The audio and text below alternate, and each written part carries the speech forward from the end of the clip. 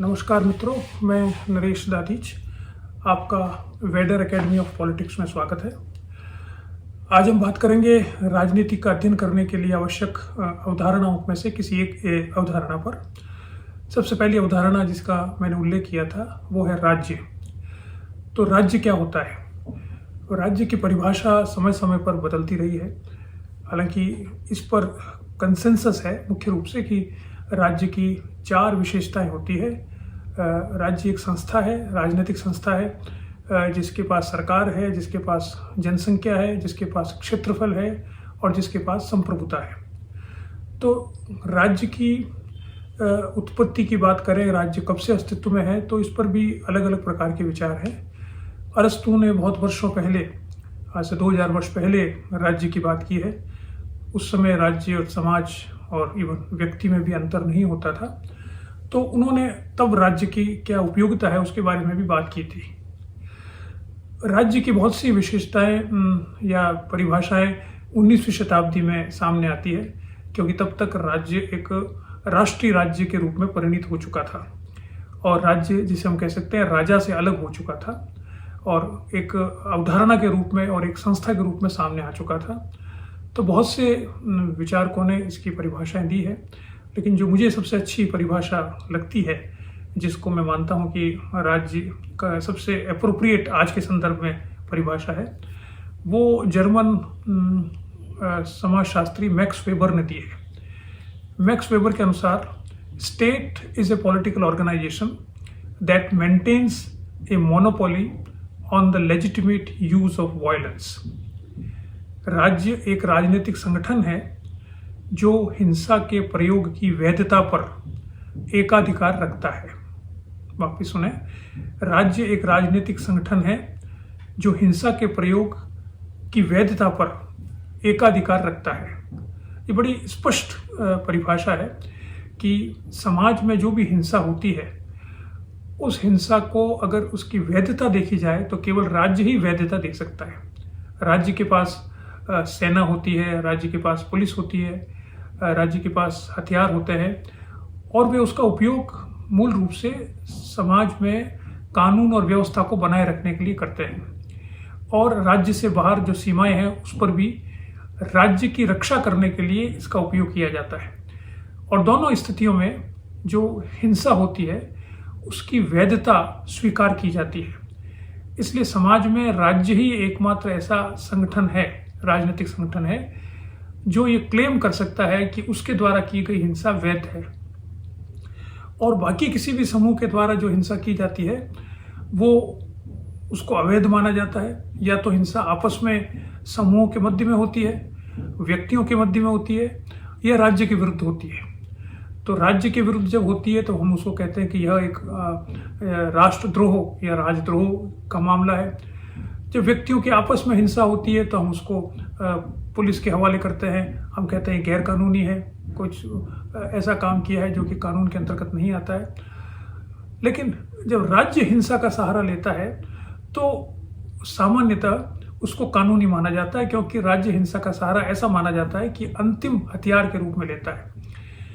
जब कानून और व्यवस्था बिगड़ रही हो तो राज्य पहले बातचीत के द्वारा कानून व्यवस्था को बनाए रखने की कोशिश करता है, फिर समझौते करता है, फिर समाज के समूह के साथ मिलकर कानून व्यवस्था बनाना चाहता है।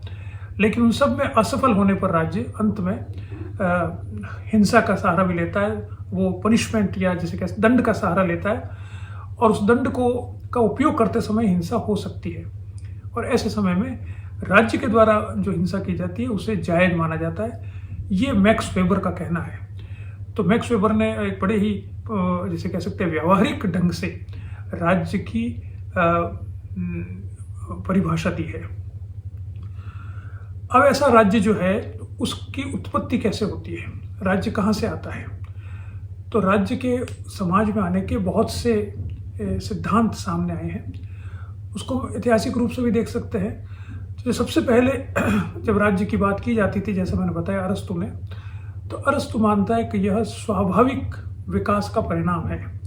यानी जो मनुष्य का विकास होता है उस विकास के जो बहुत से चरण हैं उसमें अंतिम चरण राज्य है। पहले परिवार होता है, फिर गांव होता है, फिर गांव समाज बनता है, फिर राज्य बनता है। तो राज्य वह अंतिम संस्था है जो स्वाभाविक रूप से बढ़ती है। क्यों? क्योंकि राज्य वो अंतिम व्यवस्था है जिसमें मनुष्य मनुष्य बनता है। और इसलिए ये कहा जाता है, जो अरिस्टो ने के द्वारा कहा गया था, कि state is even prior to individual. राज्य व्यक्ति से पहले है, क्योंकि जब तक राज्य नहीं बन पाता तब तक व्यक्ति अपनी जो पोटेंशियल है, जो उसकी क्षमता है, उसका पूरा उपयोग नहीं कर सकता। ऐसी स्थितियां क्रिएट नहीं होती। तो राज्य वो संस्था है जो समाज में ऐसी स्थितियां बनाता है जिसमें व्यक्ति अपनी सारी क्षमताओं का उपयोग कर सके। तो जब तक राज्य नहीं बनता है तब तक व्यक्ति अपनी सारी क्षमताओं का उपयोग नहीं कर सकता, इसलिए पूर्ण रूप से व्यक्ति भी नहीं बन पाता है। इसलिए state is prior to individual. सैद्धांतिक रूप से राज्य व्यक्ति से पूर्व है। ऐतिहासिक रूप से राज्य व्यक्ति के बाद में आता है, लेकिन सैद्धांतिक रूप से मनुष्य मनुष्य बने उसके लिए राज्य की आवश्यकता है। उसने यह भी कहा है कि राज्य के बिना भी मनुष्य रह सकता है समाज में, और रहता था पहले, लेकिन तब वो जो जीवन व्यतीत करता था वह जीवन अच्छा जीवन नहीं था। इसलिए state exist for the sake of good life. अच्छे जीवन को व्यतीत करने के लिए राज्य की आवश्यकता है। या दूसरे अर्थ में, मनुष्य अच्छा तब बनेगा जबकि राज्य हो। अगर राज्य नहीं होगा तो मनुष्य अच्छा नहीं बन पाएगा या अच्छा जीवन का व्यतीत नहीं कर पाएगा। अब अच्छा क्या होता है, ये भी राज्य परिभाषित करता है। और राज्य, जिसे हम कहते हैं नैतिक जीवन, उसे ही अरिस्टो अच्छा जीवन मानता है। तो नैतिकता का पाठ भी राज्य की जिम्मेदारी है कि वो लोगों को बताए, जिससे कि व्यक्ति अपना जीवन नैतिक रूप से चला सके। तो सबसे पहली जो उद्भव की बात की जाती है राज्य के, वो है कि राज्य स्वभावतः, जैसे दूसरे जो संस्थाएं समाज के स्वाभाविक रूप से आती है, जैसे परिवार अपने आप आता है, गांव अपने आप बसते हैं, वैसे राज्य भी अपने आप सामने आता है। दूसरा उत्पत्ति का सिद्धांत जो कि मध्य युग में बहुत प्रचलित था, वो है कि राज्य एक देवीय संस्था है। It is a divine institution. ये ईश्वर के द्वारा बनाई गई है। जैसे ईश्वर ने जब मनुष्य को धरती पर भेजा तो उसने दो संस्थाएं बनाई। एक तो अपना पुत्र भेजा, और फिर दो संस्थाएं बनाई, चर्च और राज्य। तो चर्च का कार्य था कि मनुष्य की आत्मा से संबंधित जो कार्य है उनको वो सहायता करे, नियंत्रण करे या सहायता करे। और चर्च का कार्य था कि बाकी जो शरीर संबंधी कार्य है, जो राज्य का कार्य था कि जो व्यक्ति के शरीर संबंधी कार्य है उनको वो उनकी सहायता करे, कि वो राज्य अपने कार्यों, वो व्यक्ति अपने कार्यों का निष्पादन सही प्रकार से कर सके। तो इसलिए जो राजा होता है वह देवीय शक्ति उसके पास होती है। एक विशेष प्रकार का व्यक्ति ही राजा हो सकता है। और उस समय में अधिकतर राजा हेरिडिटरी होते थे, हम जानते हैं, अनुवांशिक होते थे। भारत में भी इसी प्रकार से जो राजनीतिक चिंतन था उस पर राजा को ईश्वर का अंश माना गया है। और वो इसलिए भी माना गया था कि भारत में या पश्चिम में, जिससे कि जनता उसके प्रति अपना स्वाभाविक रूप से उसकी आज्ञा का पालन कर सके, कि राजा की आज्ञा का पालन करना ईश्वर की आज्ञा का पालन करना है। तो इसलिए राज्य, चूंकि राजा का ही एक स्वरूप था, राज्य राजा से अलग नहीं था, और राजा को ईश्वर का अंश माना गया था, इसलिए राज्य को भी ईश्वर का ही देन मानी गई। इसलिए राज्य की उत्पत्ति ईश्वर से या ईश्वर के द्वारा की गई है, ऐसा माना गया था। जब आधुनिक युग आरंभ होता है और मैकियावेली सबसे पहले राज्य को जिस अर्थ में काम में लेता है, वो आज आधुनिक युग में हम राज्य को मानते हैं, जिसमें वो राजा को राज्य से अलग करता है। यानी वो व्यक्तिगत संस्था न रहकर एक सामाजिक संस्था या एक पब्लिक इंस्टीट्यूशन बनता है, सार्वजनिक संस्था बनता है। तो उस समय जब राज्य की बात की गई, मैकियावेली ने तो शुरुआत की राज्य के शब्द की, बाद में जब राज्य की उत्पत्ति की बात आधुनिक युग में आती है तो उसमें दो तरह के व्यू सामने आते हैं। एक तो कार्ल मार्क्स ने 19वीं शताब्दी में जो अपना विचार दिया था, उसके अनुसार चूंकि इतिहास वर्गों का संघर्ष है और एक वर्ग जो कि उत्पादन करता है, उत्पादन पर जिसका नियंत्रण होता है, एक वो जो कि उत्पादन करता है। तो उत्पादन पर जिसका नियंत्रण होता है वह, उसके अलग अलग नाम अलग अलग समय के अनुसार दिए गए थे। वो फ्यूडल सिस्टम भी था जिसमें सामंती थे, राजा थे, या उसके बाद में बूर्जुआ थे। तो ये अपने जो वर्ग है जो कि उत्पादन की शक्तियों पर नियंत्रण रखता है, वो जिनका वो शोषण करता है, जो उत्पादन करते हैं उनका वो शोषण करता है, और शोषण करने में सहायता करने के लिए राज्य को क्रिएट किया गया। It is an artificial institution. ये एक कृत्रिम संस्था है जिसे एक वर्ग ने दूसरे वर्ग के शोषण करने में सहायता करने के लिए बनाया है। और राज्य से चूंकि जैसा मैक्स वेबर ने कहा कि हिंसा की लेजिटिमेसी मिल जाती है, इसलिए एक वर्ग जो कि दूसरे वर्ग का शोषण कर रहा है वो राज्य के माध्यम से हिंसा का सहारा लेकर और अपने शोषण को और ज्यादा तीव्र करता है। तो ये मार्क्स के सिद्धांत था। इसलिए राज्य समाप्त तब होगा जब ये वर्ग ही समाप्त हो जाएंगे। जो वर्गहीन समाज, साम्यवाद जब आएगा तो वर्गहीन समाज बन जाएगा, ऐसा मार्क्स का मानना था।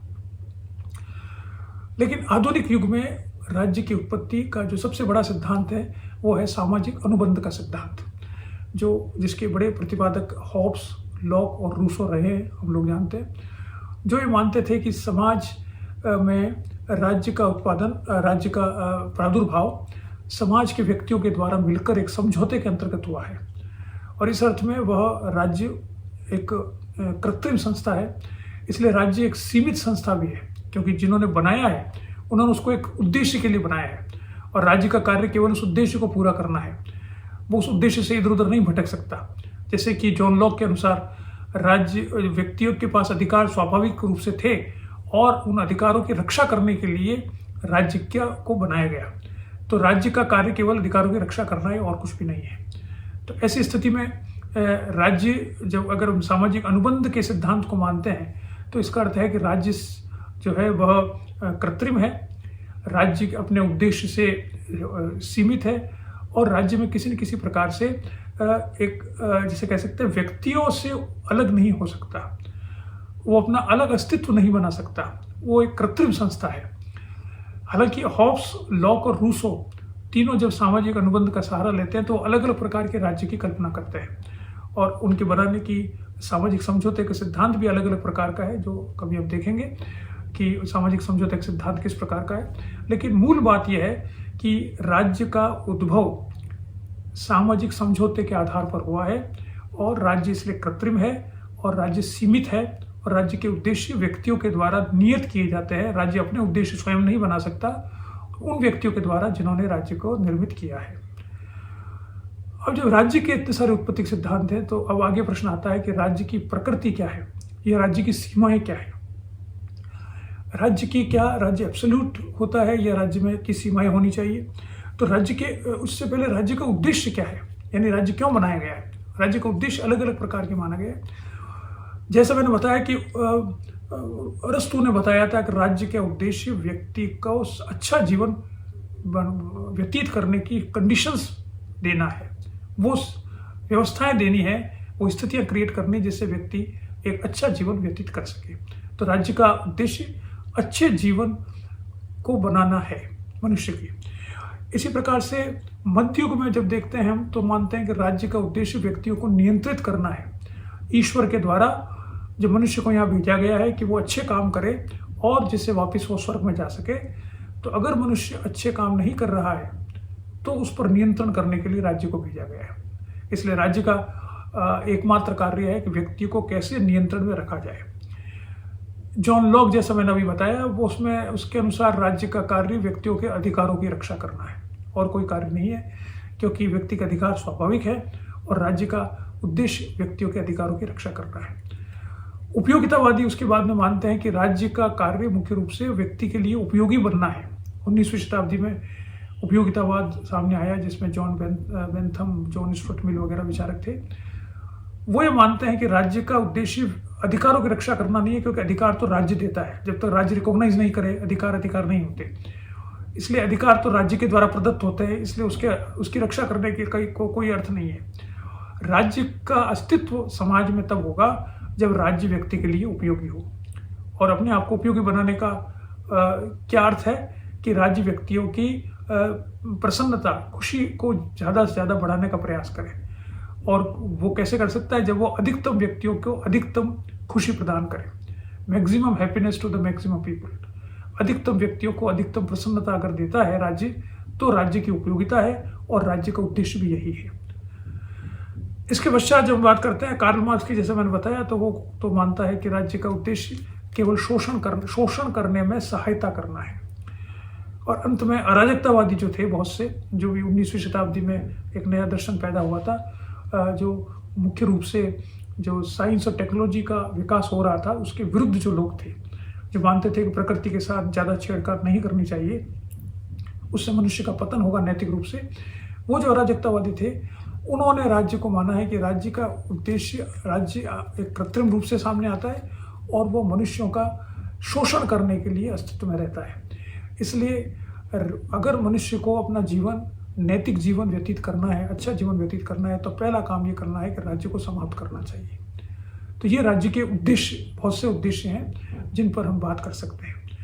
अंत में राज्य की सीमाएं क्या हैं या उसकी प्रकृति क्या है, इसके बारे में बात करते हैं। राज्य की सीमाएं अगर हम देखें तो जो एक जो सबसे बड़ा विचार उदारवादियों का विचार है, जिसे क्लासिकल लिबरल आइडिया माना जाता है, उसके अनुसार राज्य मुख्य रूप से न्यूनतम कार्य करने वाला होना चाहिए, मिनिमल स्टेट। राज्य की सीमा यह है कि वह केवल न्यूनतम कार्य करे, जिसे कहा जाता है कि वह केवल कानून और व्यवस्था का कार्य करे जिससे कि व्यक्ति अपने अधिकारों की रक्षा कर सके। उसके अलावा व्यक्ति स्वयं सक्षम है अपना विकास करने में। और राज्य इसलिए समाज में, आर्थिक गतिविधियों में, धार्मिक संस्थाओं में, संस्कृति में, शिक्षा में, इसमें किसी प्रकार का हस्तक्षेप न करे। तो राज्य तब तक रह सकेगा जब तक कि वो केवल न्यूनतम कार्य करता हो। दूसरी बात जो उपयोगितावादी कहते थे वो है, और जिसको बाद में जो और आगे एक्सटेंड हुआ, जिसका नाम दिया गया वेलफेयर स्टेट, लोक कल्याणकारी राज्य। यानी राज्य का कार्य सब लोक का कल्याण करना है, मिनिमम नहीं है, न्यूनतम नहीं है। समाज में रहने वाले व्यक्तियों की सामाजिक सुरक्षा प्रदान करना, उनको शिक्षा प्रदान करना, उनकी चिकित्सा की व्यवस्था करना, उनके ट्रांसपोर्ट की व्यवस्था करना, उनके लिए मकान बनाने, उनके लिए नौकरियां देने, ये सब कार्य राज्य की रिस्पॉन्सिबिलिटी है, उसका कार्य। क्योंकि व्यक्ति, ये वेलफेयर स्टेट डेमोक्रेसी के साथ साथ आगे बढ़ा जब व्यक्ति चुनाव करके और लोगों को अपना प्रतिनिधित्व चुनता है और ये आशा करता है कि जिनको वो चुन रहा है वो उनके सारे काम करेगा, इसलिए उनको चुना जा रहा है, तो फिर ये रिस्पॉन्सिबिलिटी राज्य की होती है कि वो एक उपयोगितावादी राज्य सिद्ध हो या लोक कल्याणकारी राज्य सिद्ध हो। तो हम देख सकते हैं कि ये धारणा बहुत महत्वपूर्ण रही, आज भी महत्वपूर्ण है। और इसी का विचार का काउंटर समाजवादी राज्य जो है, वो उनका उद्देश्य भी यही था कि पूरे समाज का हित किया जाए। तो समाजवादी दृष्टि से तो ये था कि जब तक एक वर्ग, जो शोषित वर्ग है, वो जब तक राज्य पर नियंत्रण नहीं करेगा वो ये कार्य नहीं कर सकता है। लेकिन जो लोकतांत्रिक और उदारवादी विचारक हैं वो मानते हैं कि नहीं, चुनाव के माध्यम से जो सरकार चुनी जाती है वो बहुत अच्छा लोक कल्याण का कार्य कर सकती है। और ऐसा हमने देखा भी है, इतिहास में ऐसा किया गया है। ब्रिटेन में ऐसी राज्य शासन था, अमेरिका में भी बहुत कुछ हद तक इसी प्रकार का शासन है। जितने विकसित राष्ट्र हैं उसमें इसी प्रकार के लोक कल्याणकारी राज्य की कल्पना की गई, जो 20वीं शताब्दी में सबसे प्रमुखता से सामने आई कि समाज के सारे कार्य करने का दायित्व, जैसे एजुकेशन, शिक्षा का, चिकित्सा का वगैरह का दायित्व सारा राज्य के पास है। हालांकि अब उस पर पुनर्विचार होने लगा है और वापस से हम न्यू लिबरल जिसे कहा जाता है उसकी बात करें तो वापस से हम जाने लगे हैं कि राज्य को चिकित्सा और शिक्षा और इनको समाज के साथ छोड़ देना चाहिए, प्राइवेट कर देना चाहिए। वो एक दूसरी बहस है। लेकिन ये एक सीमितता है, जो एक राज्य की सीमितता जिसे हम कह सकते हैं वो हो सकती है। इसके अलावा राज्य जो एक और होता है जिसे कहा जाता है सर्वसत्तावादी, जो समाज को पूर्णतया नियंत्रित करना चाहता है। लोक कल्याणकारी और सर्वसत्तावादी में अंतर है। लोक कल्याणकारी तो चुनी हुई सरकार लोक कल्याण करती है, और वो जब सरकार जब चुनाव में जाती है, जब राजनीतिक दल चुनाव में जाता है, तो वो अपना एक चुनावी घोषणा पत्र रखता है कि हमको अगर चुना जाता है तो हम ये लोक कल्याण के कार्य करेंगे, और जनता जिसको चुनती है उसके अनुसार वो कार्य करने का प्रयास करते हैं। सर्वसत्तावादी वो होता है जो ये मानता है कि जनता को नहीं मालूम है कि क्या करना है, हमें मालूम है कि जनता को क्या चाहिए, और इसलिए जनता से सलाह लेने की आवश्यकता नहीं है। हम सत्ता में हैं, चाहे कैसे ही आए हो, चाहे चुनाव से जीत कर आए हो या चुनाव नहीं भी हो रहे हो, तो हम जिसे कहते हैं कि नॉन डेमोक्रेटिक सिस्टम में आए हो, तो हम जब सत्ता में हैं तो हम ये तय करेंगे कि समाज में क्या करना है, और समाज में संस्कृति कैसी होनी चाहिए, समाज का एजुकेशन सिस्टम कैसा होना चाहिए, समाज के धार्मिक कार्य कैसे होने चाहिए, या दूसरे जितने भी कार्य हैं समाज के, उन सब पर पूरा नियंत्रण होगा। और वो नियंत्रण इस तरह से होगा जिससे कि राज्य के जो मूल्य हैं उनको आगे बढ़ाया जाए। और राज्य के मूल्य क्या है, वो जो राज्य में शासन कर रहा है वो तय करेगा कि उसके मूल्य क्या है। जनता से सलाह लेने की आवश्यकता नहीं है। तो जो फासिस्ट सरकारें होती है वो सर्वसत्तावादी होती है बहुत कुछ, जैसे कि हम कह सकते हैं कि हिटलर की सरकार थी या मुसोलिनी की सरकार थी, ये फासिवादी सरकारें इसी प्रकार की सर्वसत्तावादी होती है। इसका एक दूसरा वेरिएशन है जिसे कहा जाता है ऑथोरिटेरियनिज्म, या जिसे कहा जाता है कि जो सर्वसत्तावादी तो नहीं है लेकिन अधिनायकवादी है। अब अधिनायकवादी का क्या अर्थ है? अधिनायकवादी वो होता है जो राज्य की राजनीतिक गतिविधियों पर नियंत्रण चाहता है, समाज पर नियंत्रण नहीं करता, केवल राजनीतिक गतिविधियों पर नियंत्रण करता है, राजनीतिक प्रक्रिया पर नियंत्रण करता है। जैसे वो चुनाव नहीं चाहता, वो चुनाव जैसे सैनिक शासन जो होते हैं वो अधिनायकवादी होते हैं। सर्वसत्तावादी हो ये आवश्यक नहीं है। तो वो क्या करते हैं कि सिर्फ राजनीतिक क्षेत्र पे अपना नियंत्रण रखते हैं, आर्थिक सामाजिक क्षेत्र जो है उसको वो छोड़ देते हैं समाज के लिए, उसमें अपना हस्तक्षेप नहीं करते, केवल राजनीतिक नियंत्रण रखते हैं। तो अधिनायकवादी उस अर्थ में सर्वसत्तावाद से थोड़ा कम जिसे कह सकते हैं कि शक्तिशाली होता है, या कम क्षेत्र में अपना प्रभाव रखता है, लेकिन होता वह एंटी डेमोक्रेटिक है। और अंतिम जो प्रकार का राज्य जो होता है, जिसे जो अधिकतर जगह पर है, वो प्रजातांत्रिक जिसे हम कहते हैं, जिसमें ये माना जाता है कि राज्य पर शासन वो करेगा जो कि शासित चाहेगा। तो शासित तय करता है कि राज्य पर शासन कैसा हो, और जब शासित तय करता है तो फिर राज्य निरंकुशवादी नहीं हो सकता, निरंकुश नहीं हो सकता, सर्वसत्तावादी नहीं हो सकता। उसको अपने इलेक्टोरेट या अपने वोट देने वालों की बात सुननी पड़ेगी और उसके अनुसार कार्य करना पड़ेगा। इसलिए अधिकतर देशों में आज हम जिसे कह सकते हैं कि वो डेमोक्रेटिक सेटअप है या स्टेट है, जिसकी प्रकृति प्रजातांत्रिक है, और उस पर सीमाएं भी इसी प्रकार की है कि वो एक लेवल से अधिक शक्ति का उपयोग नहीं कर सकता। जब शक्ति का उपयोग करने लगता है तो विरोधी उसका विरोध करते हैं और सत्ता परिवर्तन हो सकता है। तो ये मुख्य रूप से हम राज्य के बारे में मैं थोड़ी सी बात बताना चाहता था। लेकिन ये सब जो बातें मैंने बताई आपको, ये मुख्य रूप से राज्य के बारे में अब तक जो विचार चल रहे हैं वो है। मैं चाहूँगा कि हम ये भी विचार करें कि राज्य के बारे में नए तरीके से कैसे सोचा जाए, और इसके बारे में हम बाद में अगले वीडियो में शायद हम इस पर बात करेंगे। नमस्कार। आप वेडर एकेडमी ऑफ पॉलिटिक्स की वीडियो को फॉलो करते रहें, चैनल को, उसके लिए बहुत बहुत धन्यवाद। अगर आप फॉलो करते हैं तो धन्यवाद।